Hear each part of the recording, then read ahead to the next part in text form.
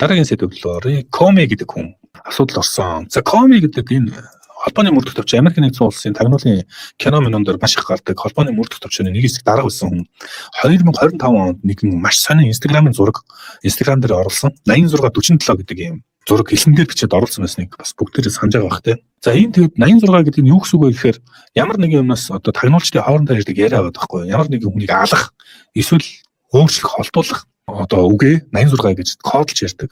47 гэдэг бол хүмүүсийн хамгаалж байгаагаар бол 47 дахь ерөнхийлөгчийн хэлээд авах шиг байна гэдэг. За Коми бол өөрөө Джеймс Коми өөрөө Америк нэгдсэн улсын ерөнхийлөгч Дональд Трамптай бол ам зүрдэг юм хүн. За тийм учраас алтан тушаалаасаа бунгуута 86 47 гэж яхахыг бодоход 47-оор ерөнхийлөгчийг алсгол устгах гэсэн юм цаад утга санаа агуулсан юм шиг мессеж гаргасан гэд энэ хэрэгээрээ зүхтаж яваад байсан. За ингээд энэ хэрэгээрээ шүүгдийгээд өөрөө шүүгдэд шүүх хурлыг эхэлж байгаа юм шиг байна. Тагнуулын албаны дарга байсан хүн ингээд ганц Instagram-ийн дээр пост таснаас болоод нэлийн асуулт олж авах шиг байна те.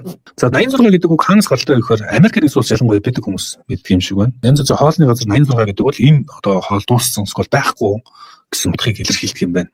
Тэгээ янз бүрийн барменууд болохоор үйлчлүүлэгчээ гаргахын тулд 86 гэдэг хөөхийг юм уу гаргахыг 86 гэж 86 гэж ярьдаг юм байна л да.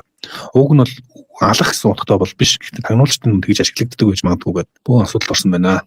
За түүнд ял өгөхөөр ингээд шүүх хурлын явагдаж байгаа юм байна те. Тэгээ тийм учраас Джеймс Коми гэдэг хальт Америк нэгдсэн улсад трендж байна.